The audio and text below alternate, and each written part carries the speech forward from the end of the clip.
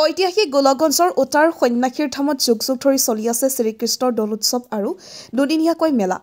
ৰাজ্যজুৰি শ্ৰীকৃষ্ণৰ দৌল মহোৎসৱৰ আনন্দ হোলী আনন্দৰ মূৰ্ছনাৰে মুখৰিত পৰিৱেশ। উটাৰ সন্যাসীৰ ধামত বিশেষ ইতিহাস বুৰঞ্জীত লিপিবদ্ধ নাই যদিও লোকবিশ্বাসৰ অংশস্বৰূপ হিচাপে আছে ঐশ্বৰিক শক্তি। ৰাজ্যজুৰি চলিছে শ্ৰীকৃষ্ণৰ দৌল উৎসৱৰ ব্যাপক উৎসাহ। উটাৰ সন্যাসীৰ ধামত দৌল উৎসৱত পালন কৰিছে আজি অন্তিম অৰ্থাৎ শেষ দিনা। গোলকগঞ্জৰ বিভিন্ন অঞ্চলৰ পৰা অহা লালি নিচিগা ভক্তৰ ভিৰ পৰিলক্ষিত হৈছে। প্ৰতি বছৰে ফাকুৱা অথবা দৌল উৎসৱ উপলক্ষে উখল মাখল ৰাজ্যৰ লগতে গোলকগঞ্জৰ উটাৰ সন্যাসীৰ ধামত হাজাৰ হাজাৰ ভক্তৰ সমাগম হয়। শ্ৰী শ্ৰীকৃষ্ণৰ দৌল উৎসৱৰ লগত সংগতি ৰাখি বাবা সন্যাসীৰ আশীৰ্বাদ লৈছে লক্ষ লক্ষ ভক্তৰ উৰুলি মুৰুলি হোৱাৰ এক পৰিৱেশ পুনৰ আহি পৰিছে।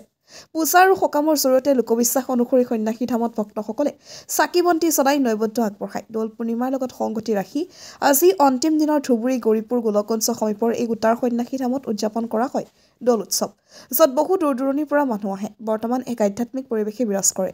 গোলকগঞ্জৰ পৰা তপনৰা report, North East Frontier news.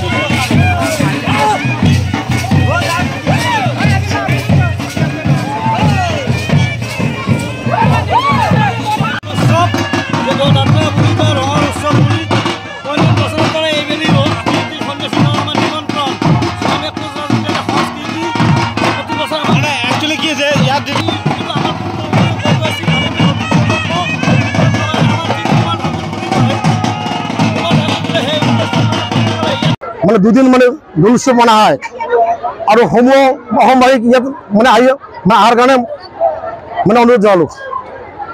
ইয়াত পশ্চিমবংগ ইফালে গুৱাহাটীলৈকে আহে, নলবাৰী, গুৱাহাটী, বৰপেটা। ৰাতিপুৱাৰ পৰা ভিৰ লাগি আছে মন্দিৰত। এইসকল ভক্ত কিহৰ বাবে আহে? বাবাৰ মানে আশীৰ্বাদ লোৱাৰ কাৰণে আহে, বাবাৰ চৰণত মানে ফুল বেলপতা দিয়াৰ কাৰণে আহে। একদম জাগ্ৰত সন্দেশী মন্দিৰ, একদম মানে যিয়ে মানুহ সেৱা কৰে সেইটোৱে মানে ফলে, যাৰ কাৰণে মানে হাজাৰ হাজাৰ আজি কমেও 40 থেকে 50,000 মানুহৰ ইয়াত সমাগম হয়।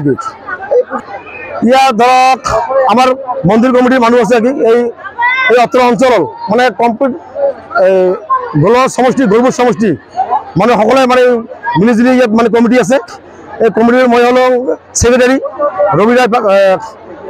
ৰবিচন্দ্ৰ ৰায় হ'ল আমাৰ প্ৰেচিডেণ্ট, কাৰ্তিক ৰায় ডাঙৰীয়া হ'ল আমাৰ কেচিয়াৰ আৰু বহুতে আছে কি সকলোৰে সহযোগিতাত এই মেলাখন পতা হয় কি।